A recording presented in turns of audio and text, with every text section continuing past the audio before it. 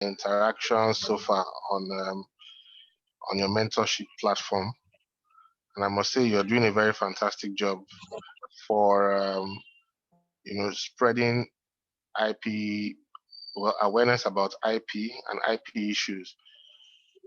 There's this trope that I'm always quick to recall, and it is how every 10 years people always say that, oh, IP is new in Nigeria, and we've been saying that since the 90s, since the 80s perhaps.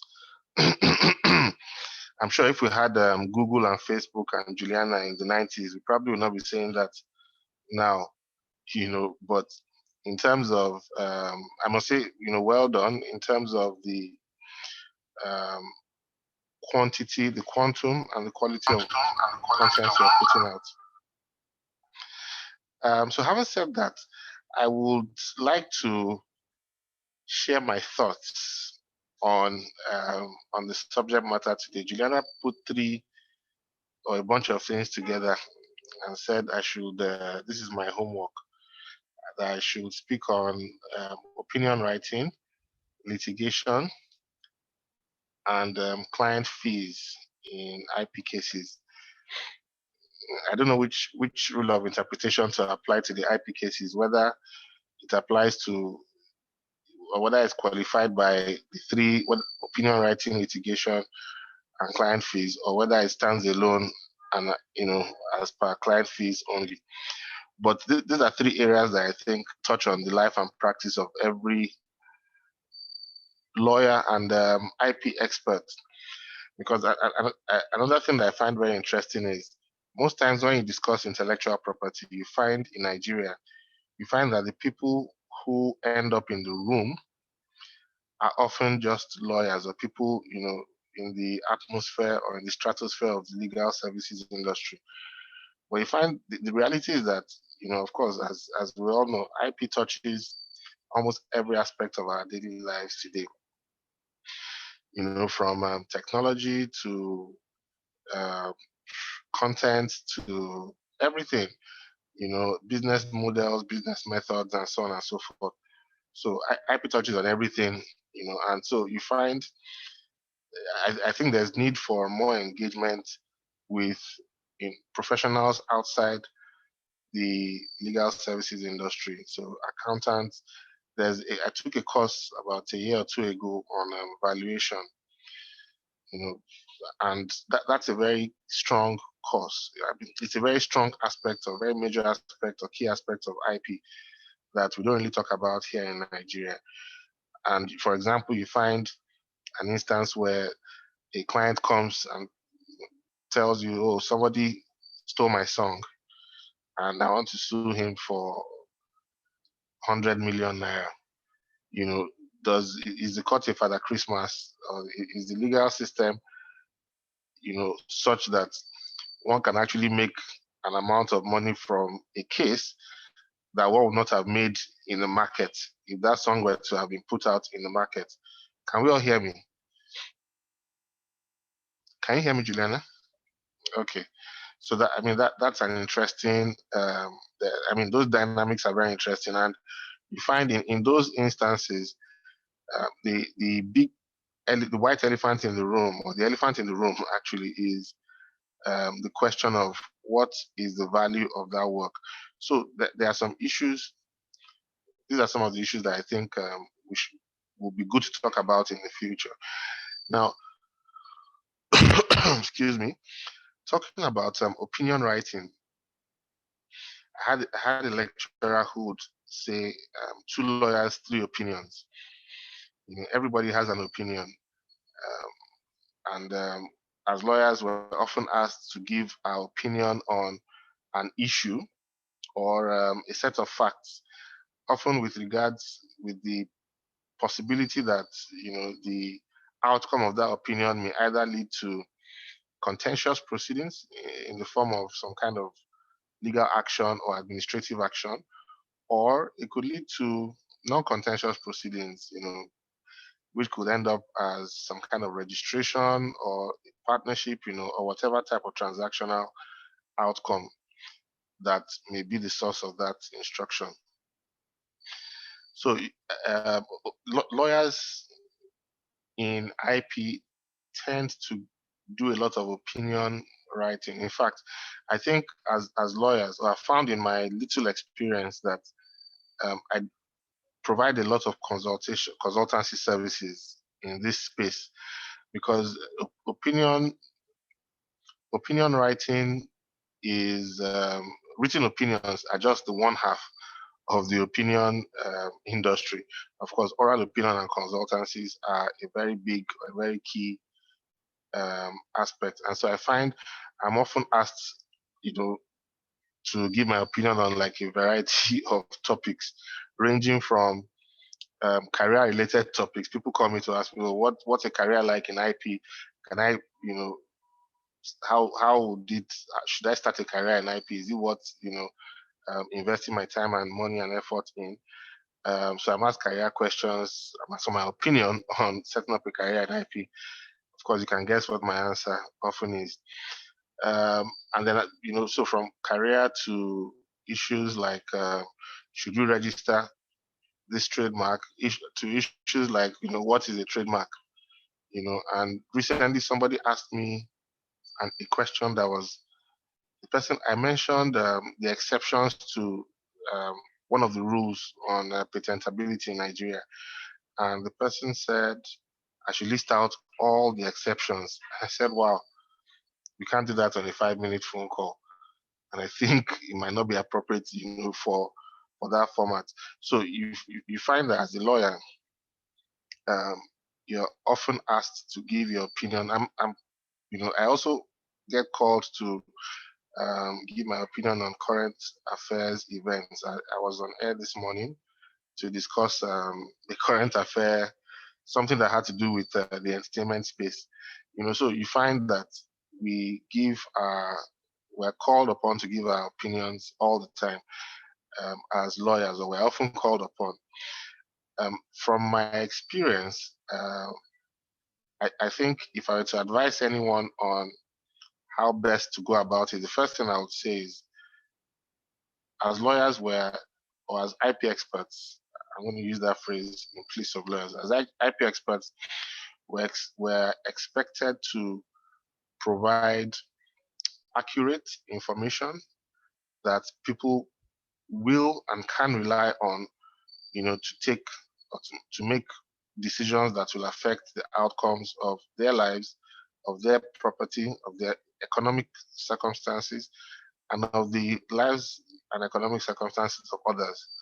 So as experts in that field, we have a duty of care to ensure that the information that we put out is, to the best of our knowledge, is as accurate as possible, and is as accurate as possible. I like to see myself and the legal lawyers or IP experts as a part of the wheel in any business, or part of the what you may call the crankshaft or the engine room of any business. And a business is only as good as the advice that it gets, quality of the advice that it gets. I'll give you an example. Just very recently, earlier today, I received correspondence. I'm not sure if I should be saying this, but I received correspondence, and the lawyer had sent in an opinion on something, on a judgment that a judgment of a court, and the lawyer made some very interesting comments and advised, the client, his or her client, not to obey the judgment of the court. And usually I don't comment on the quality of other lawyer services, but I had to make an exception because it's very strange for a lawyer to advise a client not to obey the judgment of the court. That I found that very, very strange. And I think in such circumstances, that type of conduct should actually amount to, it is, professional misconduct, professional negligence, and the lawyer should be held liable if there are contempt proceedings and whatever. So it's important that as lawyers we should be very careful and cautious of the type of information that we give out. And that's why we should ensure that we are always very close to our resource materials. So you have to be close to your resource materials, close to your laws, close to the rules of courts, and of whatever subject matter you're writing on. I think you can't go wrong. I find that when I ask people other lawyers, maybe lawyers in the firm, younger lawyers, to give an opinion on an issue, most times you find that maybe someone does a Google search, and your Google search is only as good as the keywords that you put in. The results that you get are only as good as the keywords that you put in. But you find many people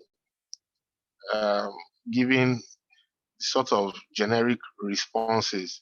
So I find a rule of thumb, and I think it's also taught in the university, is to approach issues of opinion from the point of view of primary, secondary, and tertiary sources of law, because at their most fundamental basis, or the basic substratum, if you may, or at the foundational level, all issues can be drilled down to an issue of law or an issue of fact. Now, if you're talking of an issue of fact, of law, or if you're talking of the legal aspect of an issue that is factual in nature, but someone has asked, what's your legal perspective on this issue? You should start from the primary source. And to do that, you have to identify what aspect of, so if it's IP, if it's an IP question, you have to find out, okay, what type of IP is this? Which of the rights does it protect this type of IP? And it may be one right, it may be two rights, it may be a right like copyright, which is not one thing. Copyright is like a bundle of rights. It may be a patent right. So you need to find out what right it is, and then go to the source of that, the primary source of that right, in which case you're talking about the legislation. So if it's copyright, you look at the Copyright Act. If it's patent, the Patents and Designs Act. If it's trademark, you have to look at the relevant sections of the Trademarks Act. And if it's a trademark, it may not just be a trademark alone. I'm not sure if you know about the Merchandise Marks Act. That's also an act that affects trademarks as well. So sometimes you may have more than one primary legislation or primary source. And it's always important. You must always, always, always go to the primary source, in doing your research and preparing your opinion. Once you take from the primary source, it's the only problems that might arise may be related to issues of how do we call it now? Issues that touch on interpretation of the law. So one now has to look at how you interpret the law, but first and foremost, get the primary source first. Some laws have subsidiary legislation. For example, the Trademarks Act has trademark regulations, and the Patents and Designs Act also have regulations as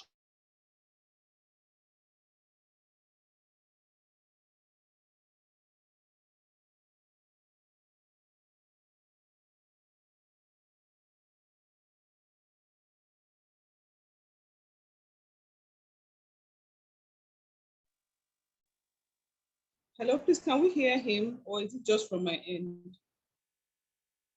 well. I think The Copyright Act has several regulations, and so on and so forth. So you have okay, great.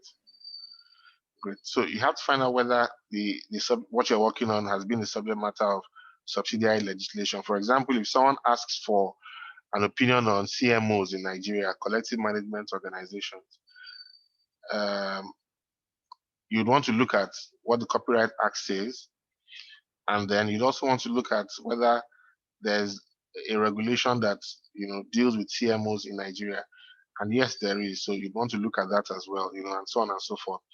So first, go to the primary source, find out what it says, and then you can now look at secondary sources. And for me, secondary sources, are include case law.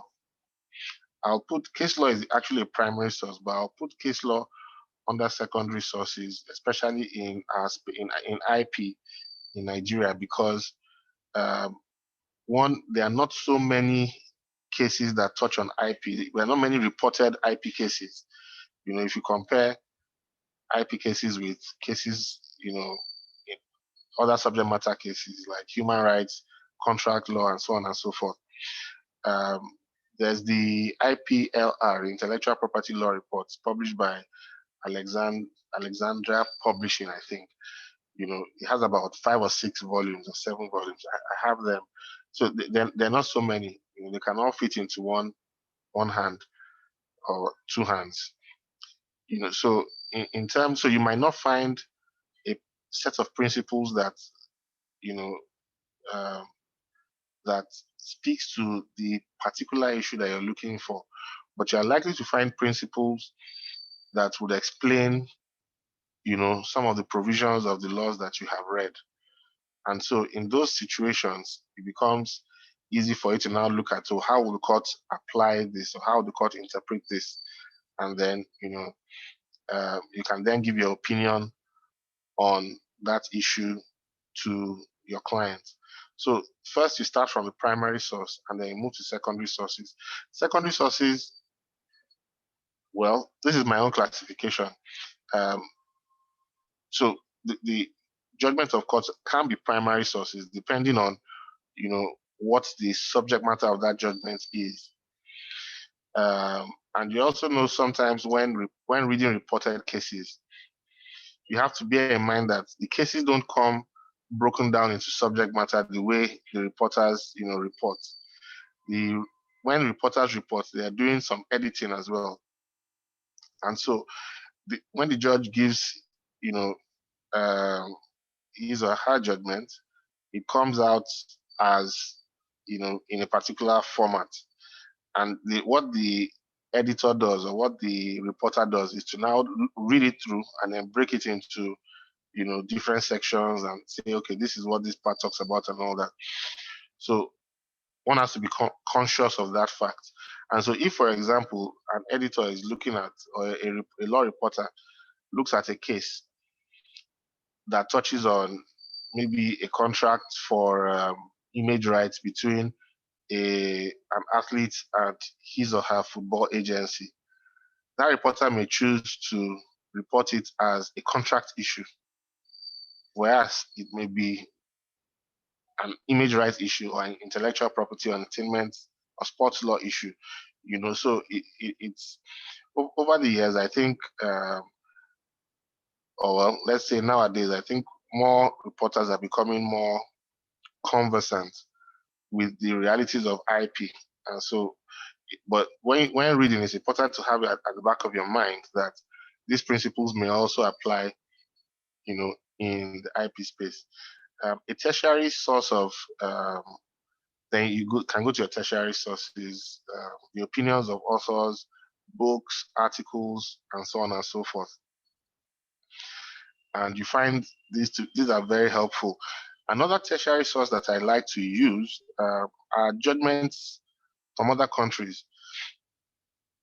So if you were to ask me to prepare an opinion on something, whatever, what I would do is I would look at the law, what Nigerian law says, then see if the court has said anything on that issue, on an ancillary issue, or there's an interesting case I handled some years ago in which the question was, now in that case, the plaintiff, I represented the defendant, the plaintiff filed an action for trademark infringement,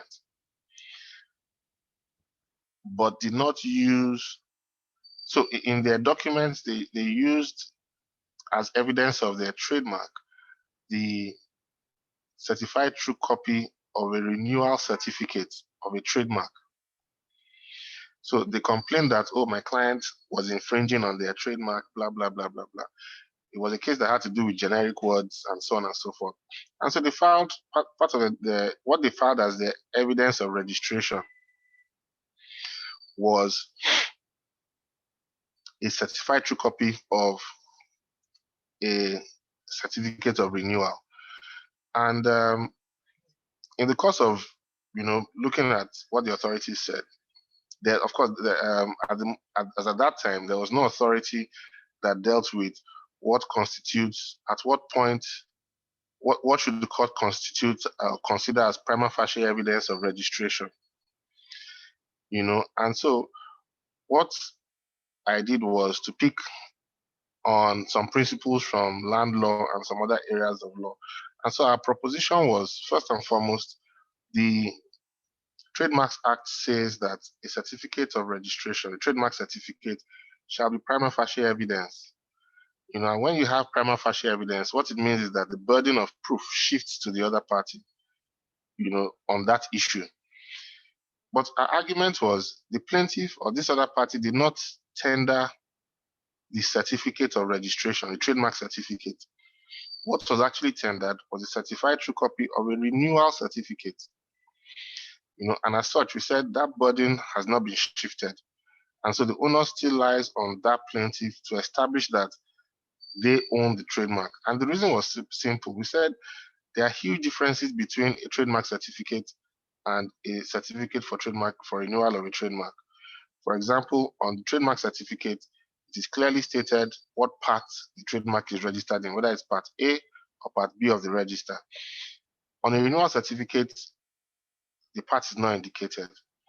On a trademark certificate, the registrar can indicate whether the trademark is granted subject to some cautions or exceptions and so on and so forth.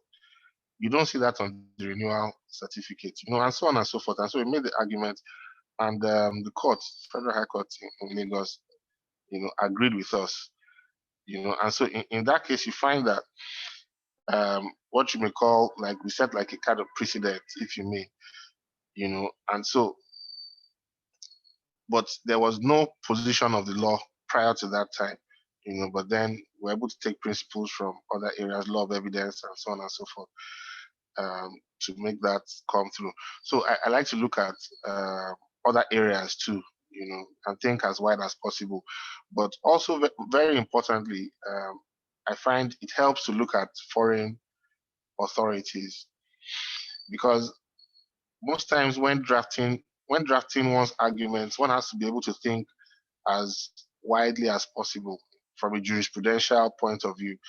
And you find that there are some legal systems that have similar laws, to the laws we have in Nigeria. For example, places like New Zealand, Australia, India, of course, the UK, Canada.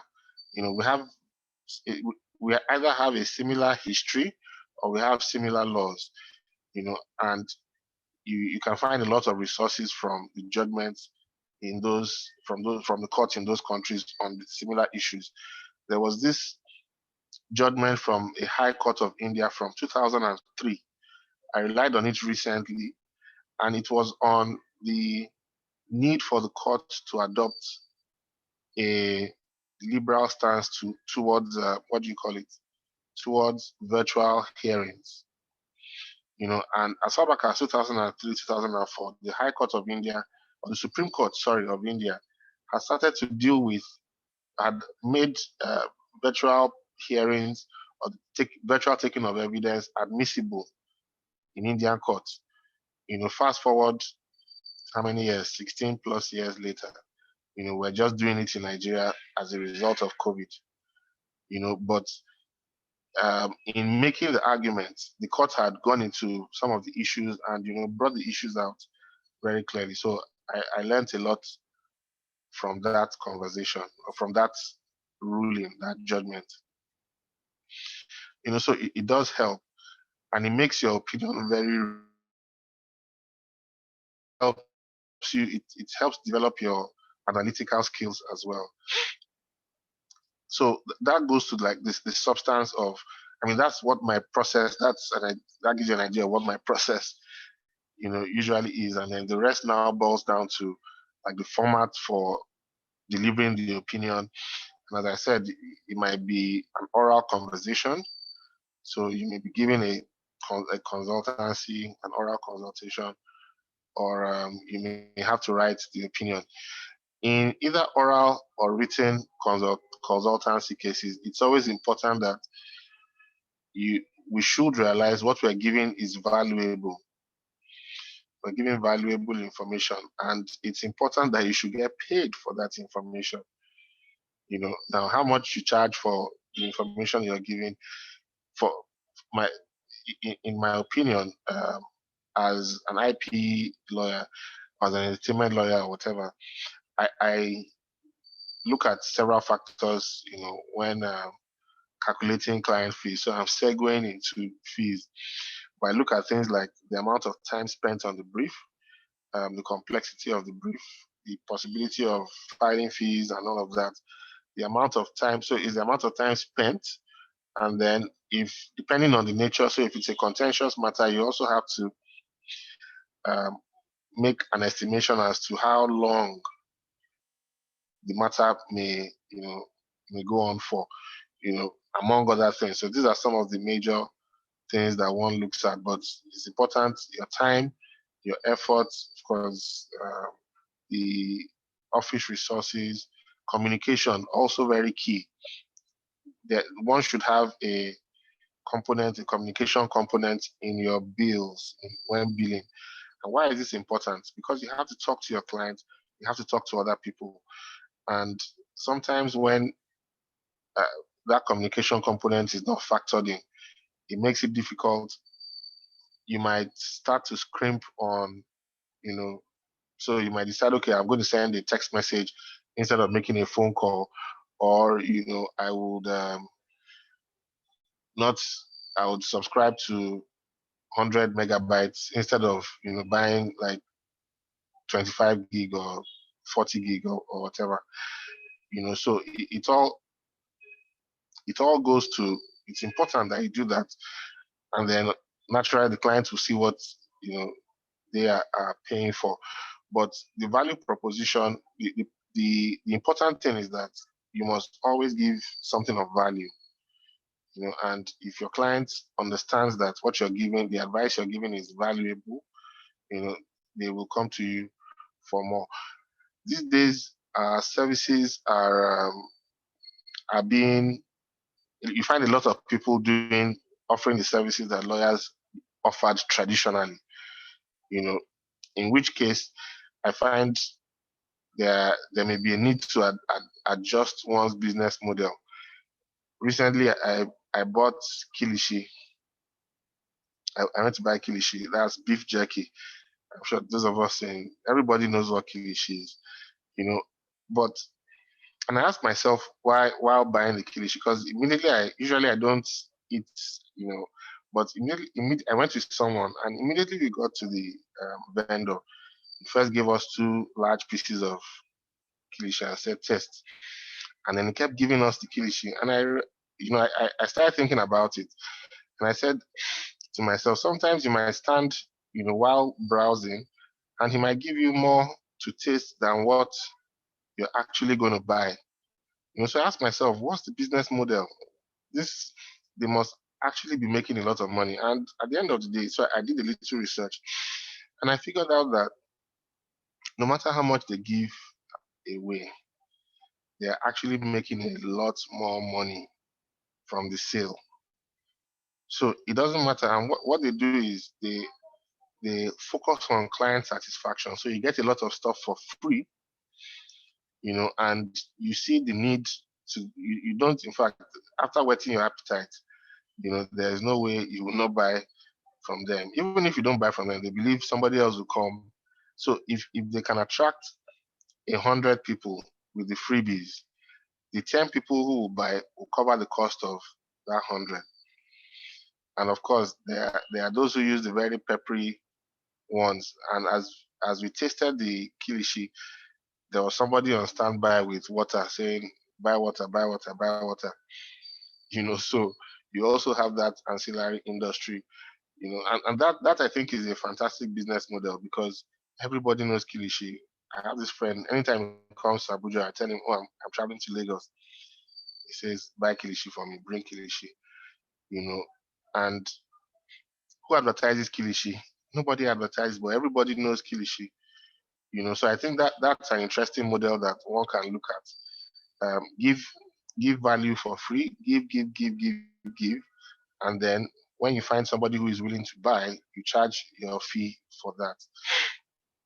I think Juliana does something, even though we don't call it the Kilishi model, but I think it's something along those lines. There's another industry that uses that currently uses that model. I wouldn't mention it, but it starts with a P and ends with an N. A lot of stuff is, and it's a 4-letter word. A lot of stuff is given out for free, But for the people who want the premium service, they then get to subscribe for a premium service. But I watched an analysis. I was doing an analysis, and according to the numbers, that industry is one of the biggest. Is the biggest industry in the world. And the idea is they attract. Imagine this: they attract billions of users every month.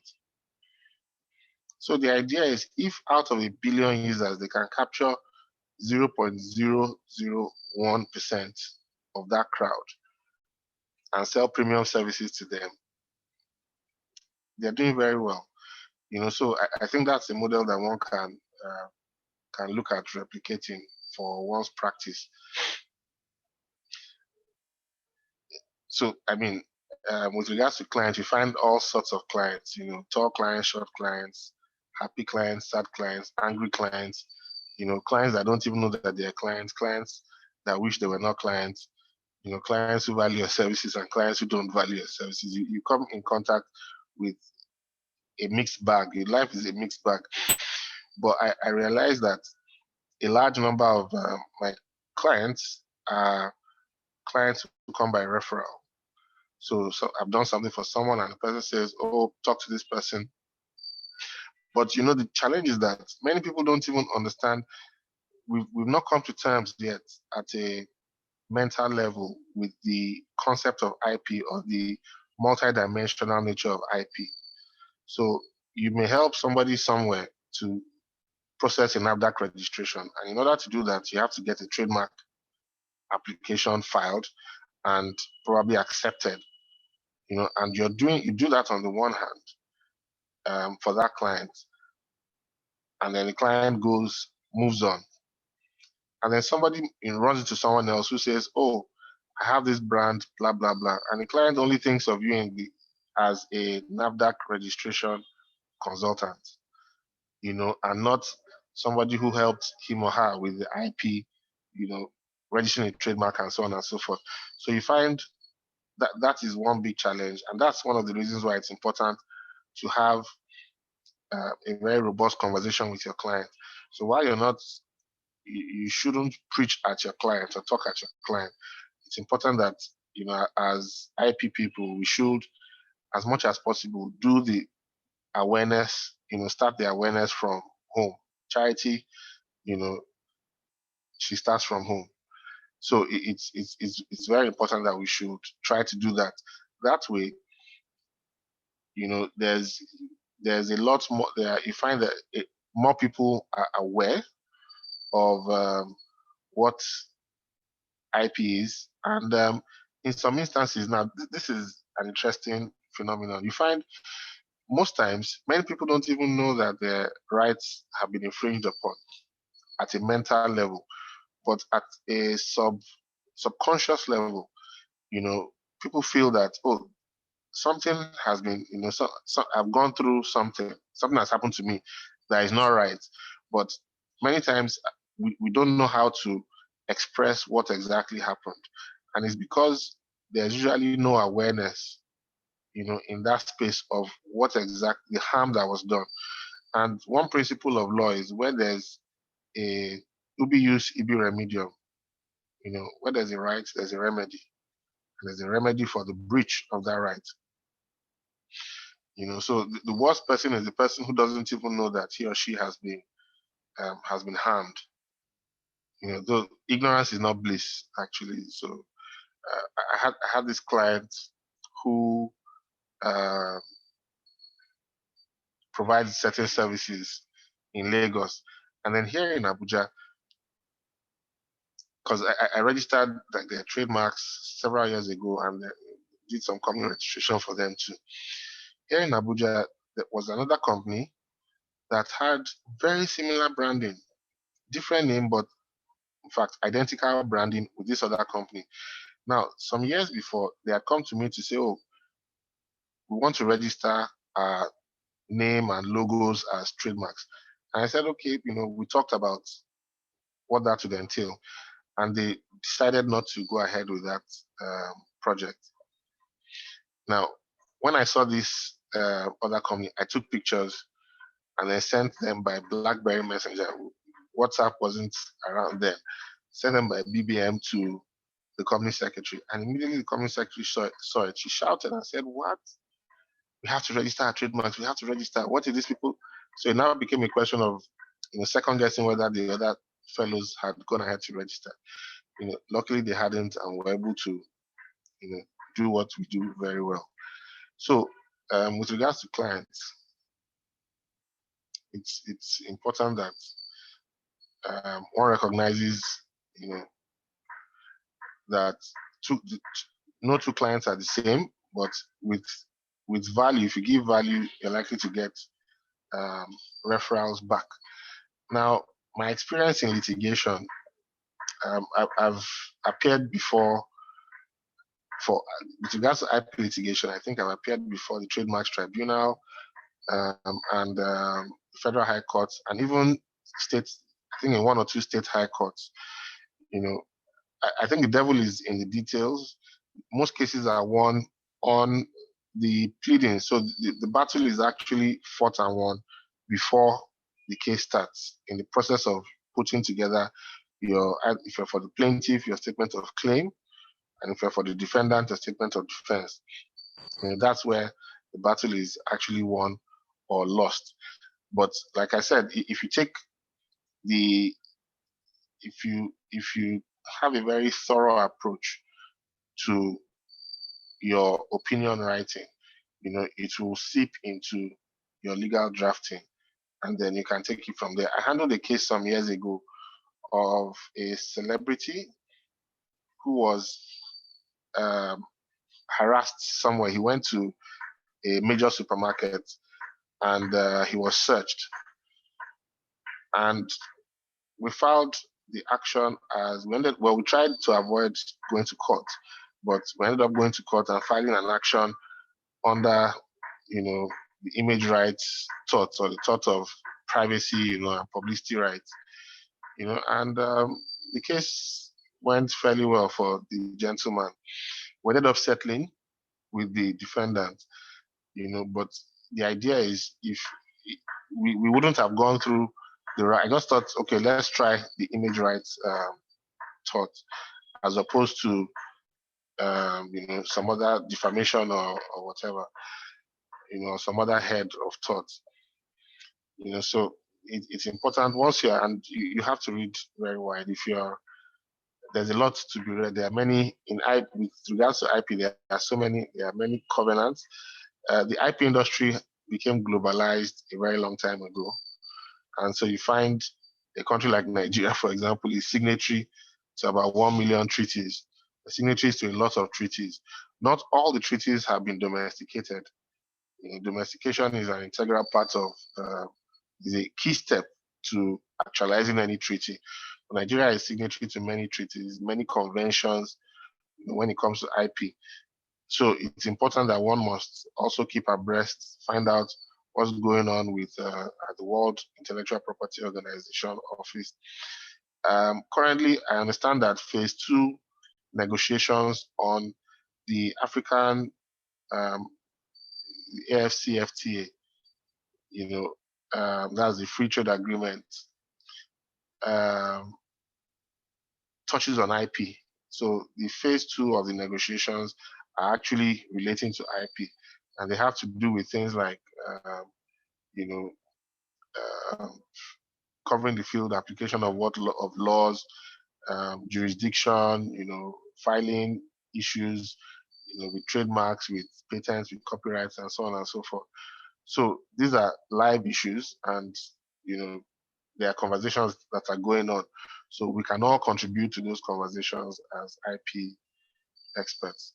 I think with these few points of mine, I have, we've been able to share some thoughts. So these are some of my thoughts and some of my um, processes on how I would approach opinion writing, litigation, and clients' fees. Thank you very much for being an attentive audience. Thank you very much, sir. Thank you. I've actually learned a lot, and I was really jotting down a lot of things. But anything I was not able to jot, I will still call you for more private lectures, just in case I didn't get anyone. And I would also watch this clip again on Facebook Live and YouTube, just to understand better. So does anyone have a question? If you have a question, please just unmute yourself and ask your question.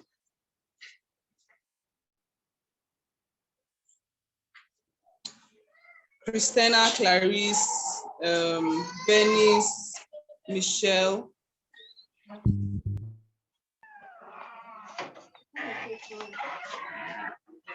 First question usually is there any money in IP?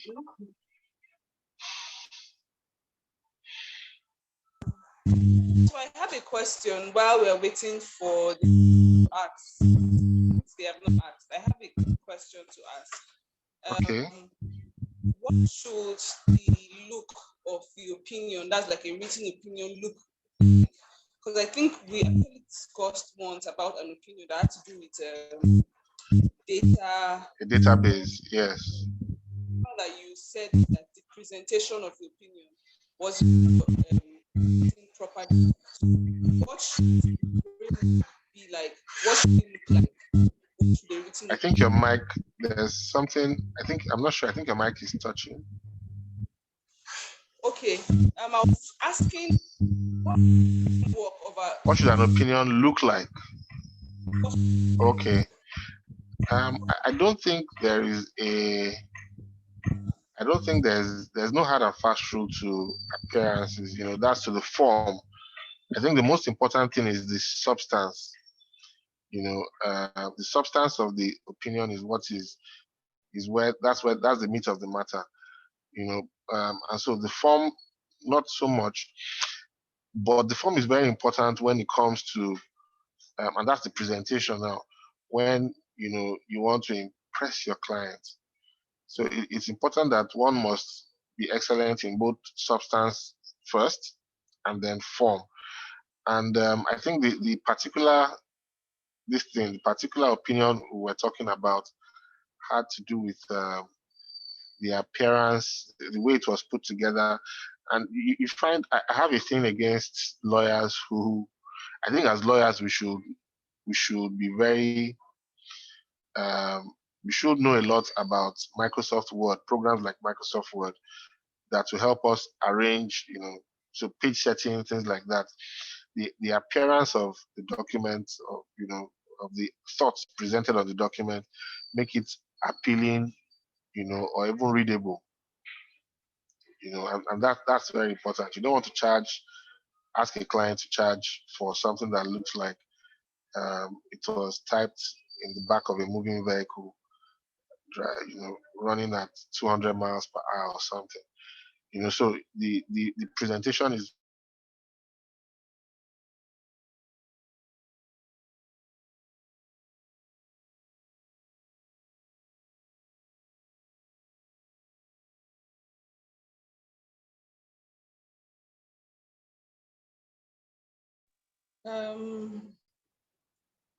sorry, is the connection just on my end? Can we all hear him? Can we, Mr. Folarin? okay. Yes, I can hear you now. Okay, great. So I think very key, the presentation, very key. A boss once told me, I did a compilation, I think about in some years ago, about 10 plus years ago, the IP laws were not online. So I did a compilation. They were hard to find. I did a compilation of Trademarks Act, blah, blah, blah, blah, blah. And I was going to put them online. And I showed one of my boss. I showed my boss then at the time, a gentleman, and he said, "This is not readable, Fola." It was very hard to read because I tried to cramp a lot of, the text into a small space. So I learned a lot from that experience. If it's readable, people will enjoy reading it. So it's very important that in terms of form, your content must be readable, but there's no hard and fast rule as to, the heading or the mechanics of, of the opinion. It's okay if you do it as present it as letter form, or you can actually print it out and title it legal opinion on XYZ, and do like a table of contents, and so on and so forth, if it is that bulky, but if you're once your client is charging for it, then I did a very bulky opinion about a year ago. Yeah, that's one of the bulkiest opinions that I've done recently, about 30 something pages. Of course, for something like that, you have to do like a table of content, and so on and so forth to assist whoever is reading it. And I'll send that along with my bill of charges.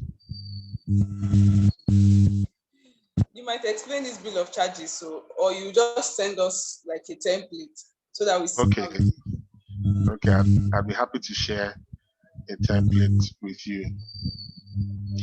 But I find that somebody asked a question about the image rights case. What was the connection between his harassment and image rights, and whether the idea of assault and battery came up?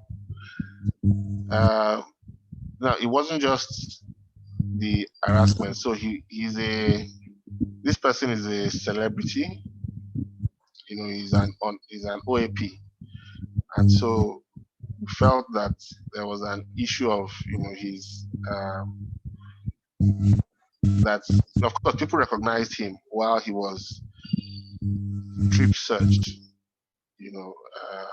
That was the major issue. So it was a bit of defamation,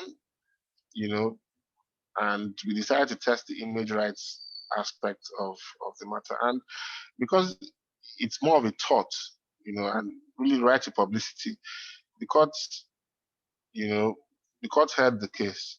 But like I said, we ended up settling, and so we just adopted our terms of service. We didn't get to present arguments, but I think for the connection between his publicity rights by image rights is not like his right in an image, or it is more of the publicity rights aspect of image rights, because he was identified, and then the issue went it went to Twitter, and it became a thing on Twitter also, so that was there was no battery and there was no assault actually.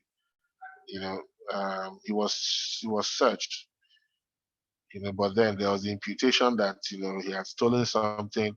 Of course, the people doing the search did not recognize him, but other people recognized him from around. Then I think so. That's to Michelle. Clarice asked, "Is it a good idea to only practice IP as a newly admitted lawyer?" There's a lot that goes into that question, but as a newly admitted lawyer, I think you need experience more. You need a lot of experience, and unless you have gotten, you're driven by your passion, you're so passionate about it, it might be a good idea to try other areas, of practice. Try your hand at other areas, not necessarily because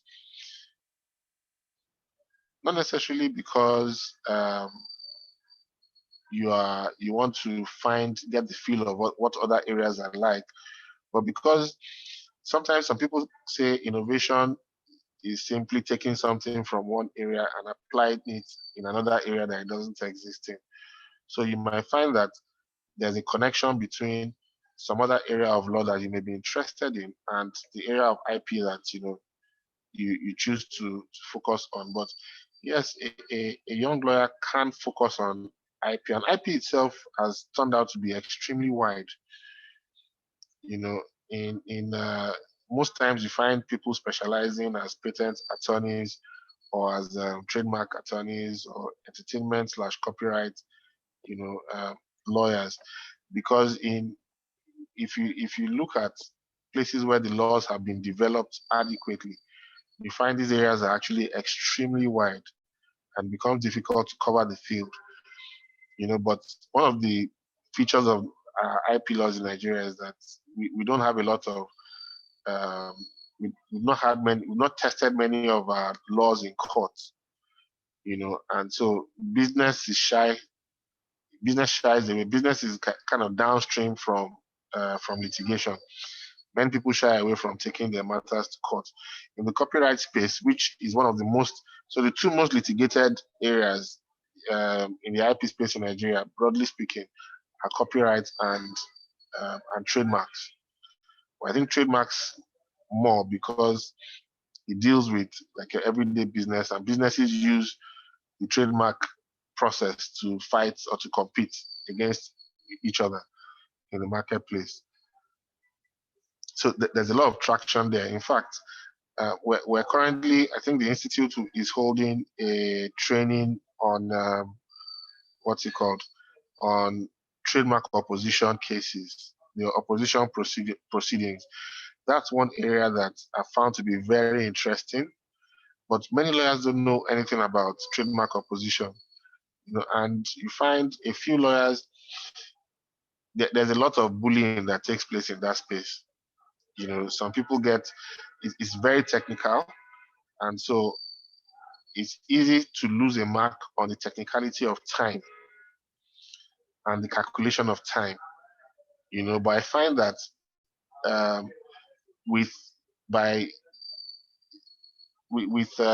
proper coaching, especially if you of course come for the course, I would plug that here. But by applying that thorough approach to the trademark opposition proceedings, one actually gets a very good outcome. I don't think I have lost any trademark opposition case that I have handled in the past X number of years, and I don't chalk it. I would chalk a lot of it down to the fact that we try to make it, I try to approach it from a scientific point of view, and so that's one area that many lawyers don't know about, and that there's a huge amount of value to be gotten, because every time there's a trademark, every time, what happens, the opposition proceedings arise when somebody objects to the registration of a trademark that is advertised in the trademarks journal. So every time the registry publishes a journal and advertises trademarks, there are always opposition proceedings. So it's an area that there's a lot of potential there, but many lawyers don't know about it. So it's a good place to hone your skills as a lawyer. It's a very good place, and the opposition proceedings take place at the trademark tribunal, so you're not in court, even though the rules of evidence still apply. But you have the opportunity to practice, the practice as before a court of summary jurisdiction, as opposed to having to front load. Though you will still file your processes, and then exchange evidence, and then so I think it's one interesting area of practice that is often overlooked. So there are other areas that, if you want to go into contentious practice, there are other areas where lawyers can actually take build careers on. But the first, you'd want to look at. So there are many questions you'd ask yourself. Are there firms that do strictly opposition proceedings in Nigeria? And things like that. What are the opportunities? So, before you bind yourself to a niche of a niche, in a market. At the moment, I think the Nigerian economy is not stable enough to cater to very uh, niche markets for people who are just starting out. But it's always a good place to. It's always a good idea, rather, to have it at the back of your mind that this is where I'm going to end up. And start building capacity along the way.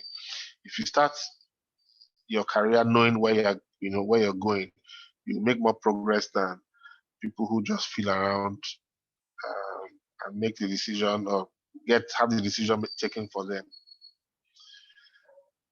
Bernice asks, how do we position ourselves for clients in the IP space, considering the fact that lawyers are not allowed to advertise? Lawyers are allowed to advertise, but there are restrictions as to how. Ambulance chasing, there's a word for it, I forget now, is what is restricted. But I think if you look at Juliana does a lot of, so is that Kilishi model. You give. And if you can give to as many people as possible, you will get people who are willing to pay for the service. I am a fan of writing and of engaging with the public space. An interesting incident happened some years ago. Then President, I think it was President Goodluck Jonathan, I think it was President, yes, sought to rename the University of Lagos as Moshood Abiola University. In fact, I actually even purported to rename the university. And so there was a lot of uproar. I attended the University of Lagos, by the way. And so there was a lot of uproar, on social media, on Facebook then, about, can you do this, blah, blah, blah, blah, blah. This is unfair. And people have started changing Unilag to Maulag, and so on and so forth. Chief Basharu Moshood Abiola was a very great man. But after I gave it some thought, and it struck me. I said, "Oh, there's a species of Unilag is a brand. The acronym Unilag is not contained in. There's an act, first of all, that establishes the University of Lagos. But then beyond the act, the University of Lagos is a very huge brand. Unilag itself is a brand. If you visit Unilag, there's Unilag bread, Unilag water, Unilag this, Unilag that, Unilag everything, Unilag ventures. So Unilag is a brand. And so it struck me that, so there are brands that actually have like statutory protection. And so I wrote some article on statutory brands, something like that, and how in order to alter a statutory brand, of course, you have to go to the original founding document, the root source, the primary source, which in this case is the primary legislation, the University of Lagos Act. And so if you don't amend the act, of course, you cannot change brand, blah, blah, blah. So that was, a few people took that up, and that was the end of that attempt, because the National Assembly refused to amend the University of Lagos Act. So all that, you have to be willing to put yourself out there. So that was actually a legislative issue, but I tried to frame it as an IP issue, and there were components of IP, to that. So it's important you have to constantly see things, constantly look at things differently, and look for the IP in everything. I think that helps. So if you are in the public space, that's also one way of, getting visibility, and you will get clients. Of course, another way is to attach yourself to a firm, and you're already doing that with the internship. The more work you're doing by working or by, participating in this program, you're interacting with Juliana, you probably might come across one or two people who would have one or two issues. I think that's one way of also networking. The IP Lawyers Association has a clinic, and we try to use the clinic to also provide networking services to different classes of rights holders. So you have startups, people in entertainment, blah blah blah, and so on and so forth. It's powerful. It's a powerful opportunity to network, and to interact with people in the field. So that's also one way of engaging and meeting new people. You know, Networking I think is very key to getting clients. The referral system is a very passive system, and if you have clients who don't refer you as a lawyer and you rely on referrals, you just end up hungry, which is not good. So I think that's so with regards to advertising, right? Read, write, and you will get noticed. Christiana says, you said as an IP expert, we're required to provide accurate information using the primary source material, such as laws, rules, case law, and what about the opinion of writers? I said there's primary, secondary, and tertiary. And I said tertiary would include, articles, other people's opinions, and things like that. So that's a tertiary source. So yes, tertiary sources are very they can be very helpful. Of course, if you're going to cite from a tertiary source, you should do the needful by either seeking the permission of the author or by providing the required attribution, depending on the nature of the license. But sometimes you might not find a primary, especially if you're looking at authors or writing from Nigeria, you might not find an article that addresses the issues, that you want to address. So look at the Oloture issue now. That threw up several questions. Okay, do we have lifetime rights? Does copyright law in Nigeria recognize lifetime rights? Even if it does, what's the implication of the fact was the lady who is a journalist, was she the person claiming to own the rights? Was she a staff of Premium Times? Because the other lady says, "Oh, I got the rights. Premium Times we entered into some kind of agreement." Was she an employee of Premium Times? If she was, that gives a different coloration. But then it appeared that she wasn't an employee; she was a freelance writer. That has a different coloration as well. So we've not had that conversation about life rights in Nigeria. Up until that point, even though I think some years ago I had done like some research on life rights, but I didn't weigh in on that issue. If people called me for my opinion, which I gave orally, but I really didn't weigh in because there were so many people just jumping in, and the marketplace was really crowded.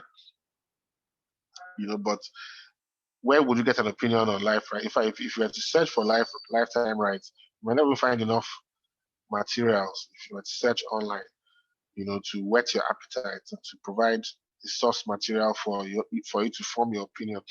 So you would have to look at the primary sources and then come to your own independent opinion based on your assessment of the primary sources. So writers' opinions are very, very good. They're very helpful. You can find a lot of resources on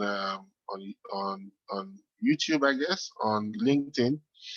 Another fantastic resource that I would advise you to look at. It could be daunting, but it's fantastic. Look for transcripts. I read transcripts. I read transcripts of cases. I was alive when Microsoft was broken up, at the turn of the 21st century. Microsoft was broken up into several other companies by the FTC, Federal Trade Commission. And several years later, I decided to look for the transcripts of the case. And it was a very fantastic, very interesting read. The antitrust issues that came up, the IP issues that were also thrown into the mix, and so on and so forth. If you read a judgment just tells you what the court decided upon, and probably how the court got to that point. But the transcripts will tell you paint a much brighter picture. Transcripts will tell you what happened during the trial, how the cross-examination went, how the examination in chief went, how certain types of evidence were either admitted or rejected, and so on and so forth. That's very key. It tells you what the theory of the case, may have been. And the court may not have agreed with the theory of the case at that time, but it doesn't mean that it cannot provide the inspiration for you to apply in another place, in your own life. So that's another great resource. Thank you very much, sir, for everything that you shared with us. So I have one question or two I wanted to also ask. Should bill of charges be oral? Is it to give your client an oral bill? And then what are your thoughts on clients who call to pick brains? Because recently we've been hearing about clients that call to say, no, I don't have a legal issue, but I just want to pick your brain. And you also have legal colleagues that also call to pick brains. So what are your thoughts on oral bill of charges for clients, and then picking a brain of clients that probably they have issues and they keep coming over and over, but they never pay the bills?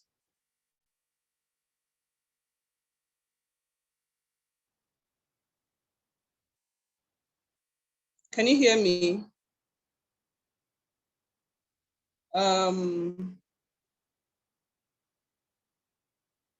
Okay. Can the rest of the class hear me, please? Yes, we can hear you. Okay. So while we are waiting for Mr. Folarin to come back, there was a question that somebody asked about whether you should specialize or not in IP, and whether it's advisable to specialize from like the beginning as a young lawyer and all that. So I think that for everybody is different. So if you have an opportunity to learn probably like the general aspect of the law, and then you now streamline to the particular area that you want to specialize in, is fine. But for some people, they might not have the luxury of doing that. So for me, personally, I wasn't able to get a law firm to work with when I first left law school. And so I decided to start reading up and doing like write-ups on IP, videos on IP as I learn and all that. And that was how I started. So I did not like, would I say, work with a general law firm and all that. How I started was like reading private research, videos, and that etc. That was how I started. So for everybody, I think that everybody's journey is different and everybody's story is different. So how you start might be different to know like your journey and where you are heading to. So, Larry, Yes, what was the question on? Okay, so I was asking about bill of charges, whether it's okay to give your client oral bill of charges or should it be in writing? And then second, talking about clients that come to pick brains and legal colleagues also that also come to pick brains, but they give like the payments. That's like if it's for a client, they never really agree to pay. So by the time you give the advice and they pick the brain, then they go. Or legal colleagues who also come to ask a lot of questions, and you know that their clients are paying them a lot, but they don't offer you like, okay, should we split the bill, like payment or something, or I'll give you something and all that. So what are your thoughts on it also? Okay. First of all, your bill of charges should always be in writing. Always, always, always. And one of the reasons is because there's a special form of action, recovery of fees, attorney's fees. You can't start that process at the High Court. You can't start that process unless you have served the client with your bill of charges.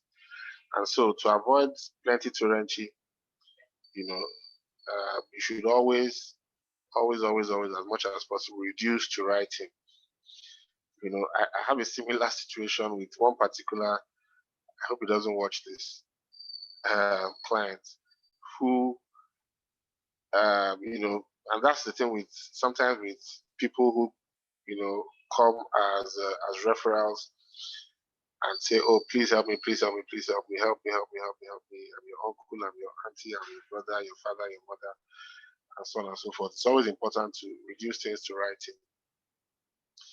And that's, so I told him recently that, oh, I have a letter for you again. He said, a letter again? I said, yes, so, because what I'm doing is, I probably might not take him to court, or I may, but it's important that you must create a trail, a document trail, and that it helps you keep accounts, it helps you keep records, and it also helps you to, it ensures that there's no miscommunication between yourself and the client. And so the client doesn't think, oh, you mean the 1 million is not for everything. I thought it was for everything.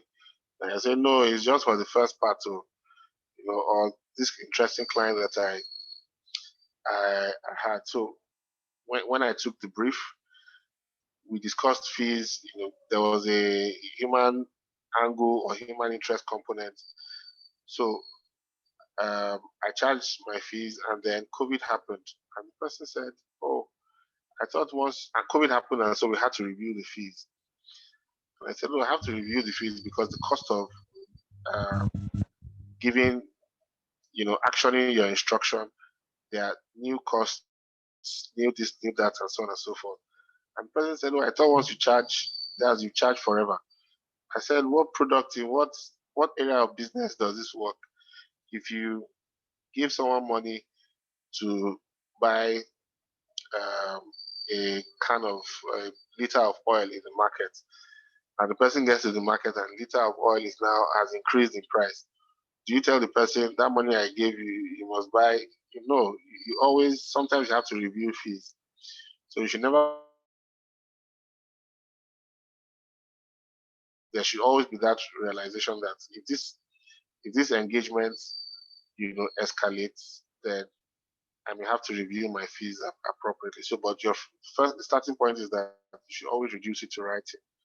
As much as possible, you may do an invoice, or you may send an email, but always reduce it to writing, preferably in a semi-permanent, either permanent or semi-permanent digital form.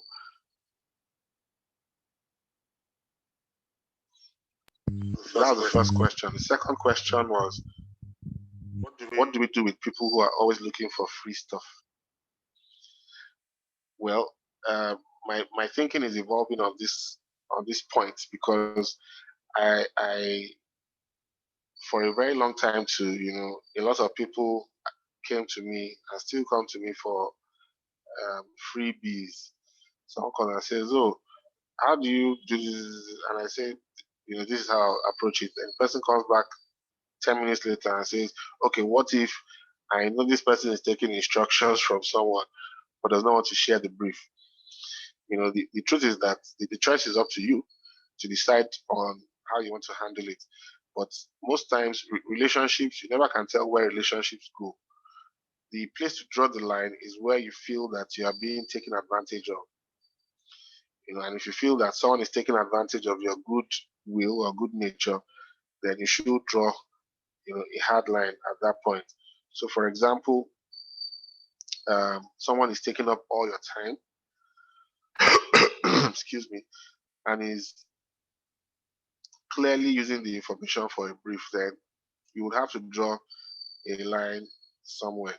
My time, because I charge for my time, my time is not free and it's not mine. So you don't want to give away time that has been paid for by another client, to somebody who just wants to rip it off and use it for free. So it's very important that you have to look at that side to things. Look at the value of your time and consider, how to protect yourself and your time. So if somebody is taking advantage, then perhaps, it might just be a good idea to politely tell the person, you know what, if you would like more information, book a session, pay for pay a consultancy fee. I charge a consultancy fee.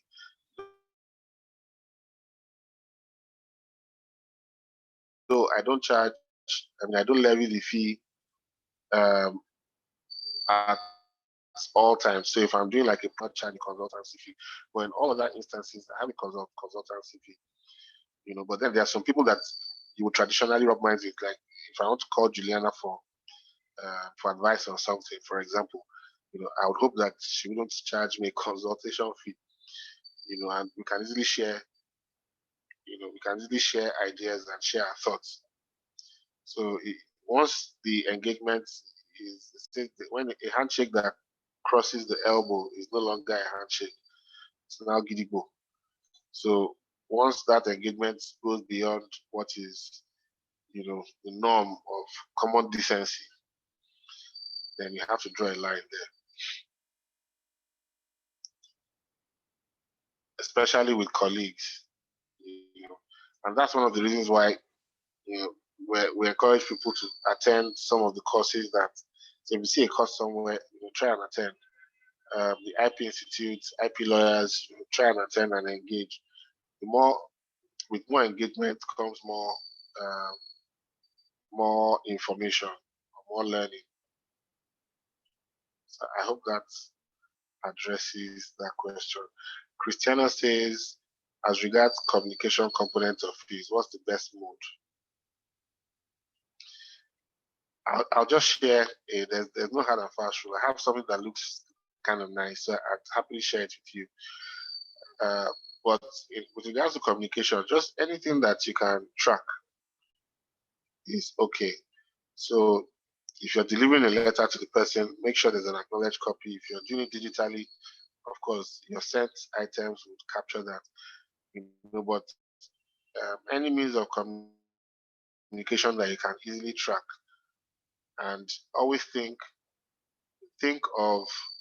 ask yourself, will this be admissible in evidence? Or what do I need to do to make it admissible in evidence? I'm not an advocate for suing one's clients, but you always have to think about the evidence. So if something happened and I needed to tender this in evidence, would there be a problem? If there's going to be a problem, then perhaps you should communicate it through another means.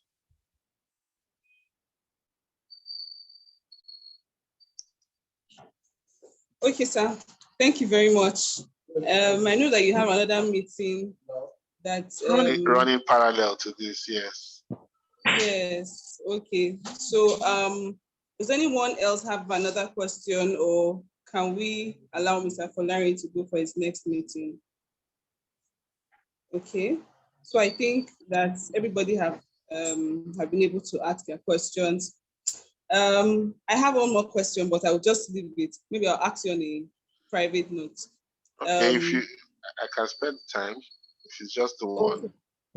Okay, I wanted to find out, there are some clients, people in this entertainment space that I've discovered, maybe they are lawyers, but they discover that their clients don't have like the capital to pay them or the money to pay them. So what they do is maybe they'll say that they will be helping them to draft their letters and do everything free of charge. And then when they're able to get something, then they would pay them. So I think there was a time that I heard you talking to creatives, and you told them that they're always saying that legal fees are expensive, etc., but that there's an arrangement that they can come to with lawyers that can still handle their cases. And I remember I was talking to, I was at an event where a popular talent manager was, and he's actually being represented by one of the biggest law firms. And he was saying that when he went to them, actually, he didn't have any money, but they were able to come to an arrangement and all that. So I wanted to find out what type of arrangement is that, where lawyers work for clients, but they do not pay them upfront. Okay, that's a fantastic question, Juliana. And I think somewhere in the question is the answer. But yes, I remember we've had several sessions with people in the startup industry, and at most of these sessions, one of the questions we ask is, okay, so what's the challenge? What's your what's your biggest challenge in engaging with lawyers? And people say, oh, lawyers are too expensive, we don't know where to find lawyers and things like that. And one of the problems that many startups have, is infamously funding. And so to my mind, it's very easy to get funding. The funding question should not be a difficult one.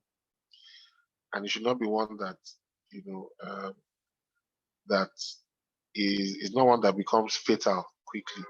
There are many ways to approach funding, and one of the ways, like I suggested, was an equity contribution. So in that case, the lawyer would have to structure the transaction in such a way that the what's it called now? There's an equity contribution. The lawyer has structured the arrangements. First, you first have to organize your client's affairs in such a way that you can be paid your fees. So you may not be paid in cash, because the reason why we ask for money is just a means of transfer or exchange of value. So the reason why we charge fees denominated in money is because we believe that we can use that money to do other things. So if you can do those other things, you might not necessarily take the money now. So the first thing that has to be done is to translate that service, translate organize that client's affairs, probably around a limited liability company. In which case the person now has equity, or the business now has equity, and then the lawyer can be paid, in sweat equity, or paid for sweat equity. In which case you may not take cash, but you may take 10% of the shares of the company, or X number of shares as payment. And then down the line, when the business now starts to grow, your equity can be either you can liquidate it or take your dividends or whatever. And so the idea is that more companies or startups and people in the entertainment space should approach these transactions from a business perspective, as opposed to they should approach it from more of a corporate perspective, and so a company law perspective, than a sole proprietorship perspective. Because many artists in several sub industries, in comedy, for example, you find the artists essentially just take the money, put it in their pockets, spend it, take the money, put it in their pockets, and it's rinse and repeat, without creating a a structure around themselves. And the thing with comedy is, all you need to you can actually carry out comedy informally without setting up a physical structure. But if one understands how IP works, you can actually build a structure around yourself. So look at a comedian, for example, who has a cash flow of maybe about 400,000 naira every month. But because of the way because money comes in and goes out, that person has no way of retaining the funds and reinvesting it. Or how does a comedian, as a lawyer, if I want to reinvest money that I make from my practice, I'll buy books, buy office equipment. What does a comedian invest in? And so you start asking yourself, what are the other ways in which that person can create value?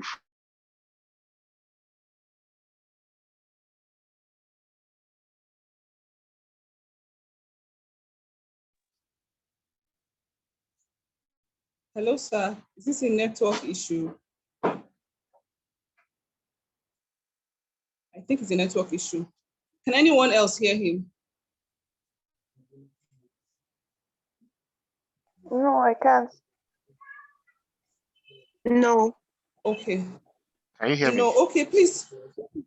Yes, sir. Yes, sir. Did you hear at what point was I? Okay. You were muted at some point, or you had internet issues at some point, Oh, where you were perhaps. talking about the comedian, what the comedian spends. So the comedian gets like 400,000, but they spend Okay, it all. has cash flow of 400,000, but yes, but does not have a platform to like cycle the money. So the money just comes in and goes out, and comes in and goes out, and that person at the end of the month doesn't see any value. You know, and I was saying as a lawyer, when I money from my practice goes into book in the office, but what does the comedian invest in? You know, if you make money from comedy, what should the comedian put money in? But then there are other things that person can do. The person can invest in. Are you there? Can you wave if you can hear me? Okay. The person can invest in things like audio recording equipment, video recording equipment, and so on and so forth. So what that does is it allows you to broaden the scope of your service offerings. But that will be very difficult if that person is not properly, if that person's affairs are not properly organized. There's no company structure, there's no platform for the person to leverage on, and lawyers can help set these things up. Does that answer the question? So the company format is very powerful in this regard. Okay. Thank you very much, sir, for sharing with us on opinion writing, litigation, and client fees. And we really appreciate your commitment to knowledge improvement. And we ask that God will continue to bless you for choosing to impact on the younger generation. Thank you very much, sir. And for everyone who joined us today, Christina, Clarice, Bernice, Michelle, and I don't know who this Galaxy is, and I've been trying to find out who you are. Please, if it's possible, just try to unmute yourself and just tell us your name so that I'm sure of the people that attended the class and I can get my documentation properly. Okay, so thank you very much. And we hope to see everyone next week, Friday. Try to submit your assignments on Wednesday. My phone was stolen, and that's the reason why I've not been able to communicate via WhatsApp so far. So thank you very much, sir. I really appreciate all that you do for us here. And so we'll be seeing ourselves next week, Friday. Thank you very much and have a lovely weekend, everyone. Bye. Bye. Thank you, Clarice. Bye.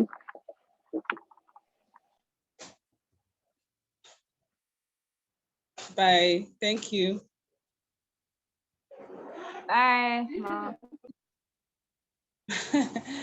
Bye.